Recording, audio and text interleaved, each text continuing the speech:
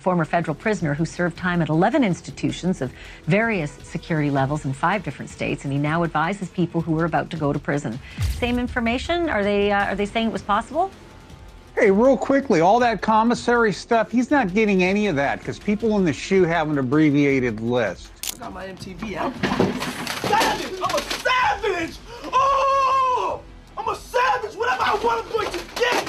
Whatever I want, I have to get! He is a former federal prisoner who served time at 11 institutions of various security levels in 5 different states, and he now advises people who are about to go to prison. Same information. Are they saying it was possible? Hey, real quickly, all that commissary stuff, he's not getting any of that because people in the SHU have an abbreviated list. I got my MTV out. Savage, I'm a savage, I'm a savage. Whatever I want, I'm going to get. Whatever I want, I have to get. Say goodbye to the high life.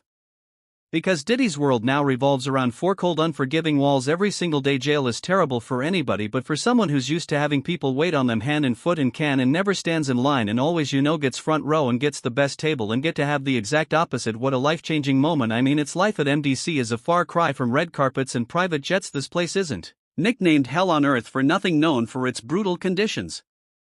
Cramped cells and unforgiving atmosphere. MDC has broken even the toughest spirits, but here's where it gets intriguing. While ex-inmates would likely laugh at the idea of anyone getting special treatment, whispers are starting to spread that Diddy's time in lockup might not be as unbearable as you'd think, and just when you thought it couldn't get more jaw-dropping, an ex-prison guard has come forward with claims that'll make you do a double take. You have your bed with a 1 and a 2-inch mattress, no pillow, and you also have a locker, so you basically have 3T by 5T to move around, so you have a basic 15 square feet. It is a horrible place. So what's really going on behind those bars? Is there more to this story that meets the eye? Buckle up, because we're about to dive deep into the rumors, and if there's any truth to them, things are about to take a shocking turn. The music mogul who once traveled by private jet to all those mansions is now in a jail that is notorious for its bad living condition. Sean Combs, better known as P. Diddy, or now inmate 37452 D54, is living a nightmare at New York's Metropolitan Detention Center, or MDC, in Brooklyn, a facility notoriously dubbed Hell on Earth. Here, luxury is a distant memory. Instead, he's dealing with brutality, illegal substances fueled chaos, life-threatening tension, and the harsh reality of shared showers. Not the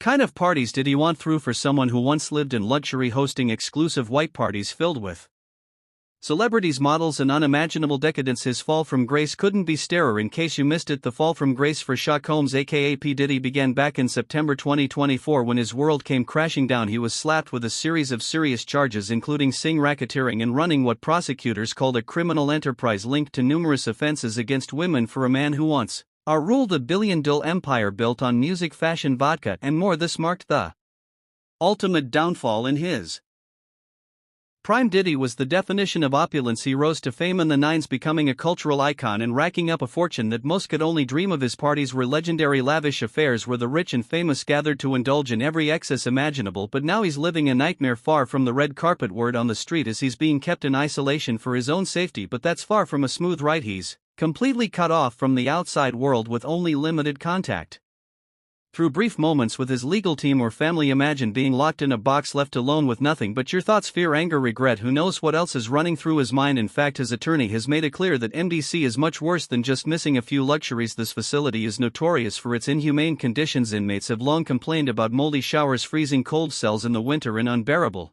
heat in the summer. It's like being stuck in a never-ending nightmare. Diddy may have been a superstar on the outside, but inside those walls none of that matters. He's just another inmate trying to survive in an environment where even the smallest things like fighting for a spot in line or a seat at mealtime can spark savagery. Former prisoners have shared their stories of living in constant fear, never knowing when the next fight or brutal brawl might break out, and for someone like Diddy, a high-profile target, the danger is even greater. Reliable sources confirm he's being held in the special housing unit, which means a 24-hour lockdown. Every move he makes is controlled and heavily monitored. No one leaves their cell without being strapped up. Leg irons, handcuffs, belly chains, and at least 2 or 3 guards. And if that wasn't enough, reports of corruption and misconduct from the guards are rampant. Word has it that some guards turn a blind eye to aggressive fights, smuggle in contraband, and even instant conflicts between inmates in this place.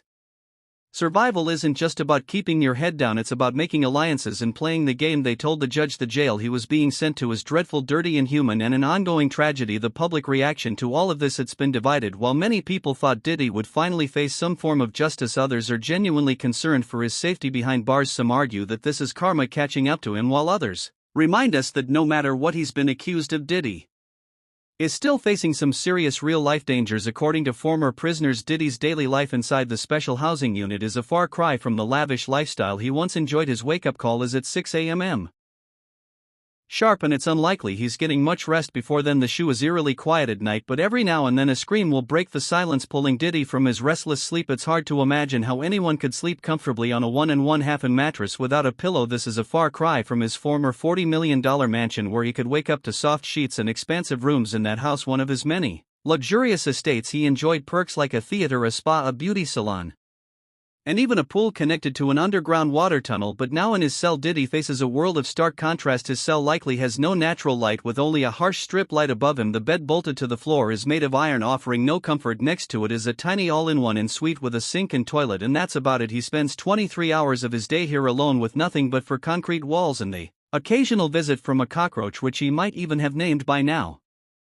Isolated in this harsh environment can lead to strange coping mechanisms, and naming a bug might be one way to stay sane when there's little else to connect with. Diddy's family is allowed to see him, and his lawyer visits regularly, but for the most part he's confined to this tiny, comfortable space. The routine is bleak, but it's necessary for survival. Each morning Diddy is expected to make his bed, mop the floor, and keep the toilet and sink clean. These small chores, while humiliating for someone who once had an army of household staff, at least provide some structure and a sense of purpose in an otherwise monotonous existence. Without these duties, it's easy to imagine how the hours could stretch on endlessly, driving him to madness. Breakfast arrives through a small hole in the door. There's no luxury to be had here. Forget caviar and gourmet meals. Instead he gets powdered scrambled eggs, cheap white bread, milk, and sweet juice. This is one of 3 meals a day, each adding up to around 1,800 calories, which is a minimum requirement by law. However, one major downside is that the food rarely arrives hot. Diddy, who once dined at the finest restaurants where he could spend thousands on a single meal, now eats cold, unappetizing food. Even his former indulgence in fine dining has turned into a stark reality of jailhouse cuisine: mystery meat and cold hot dogs made from muscle and senna. These meals are inexpensive, typically costing just $3 or $4 each, and they're often far from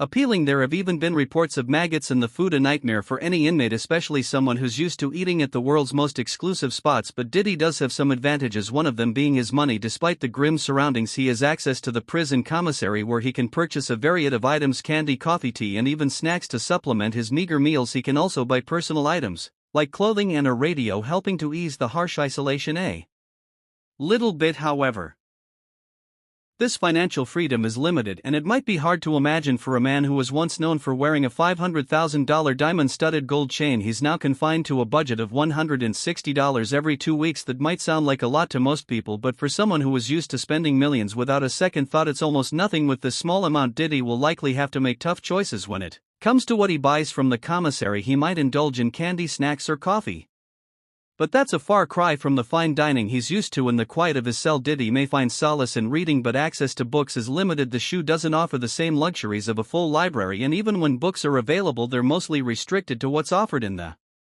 jail's True Links electronic law library, a system that provides legal resources for inmates. However, a recent inmate shared his dismal perspective on the resources at the MDC, saying, "Forget about your constitutional rights. Human rights here are a problem. The sense of isolation and the lack of resources must be weighing on Diddy, someone who's used to everything being at his fingertips when it comes to personal hygiene." Diddy gets a shower 3 times a week. Inmates have described the showers in the MDC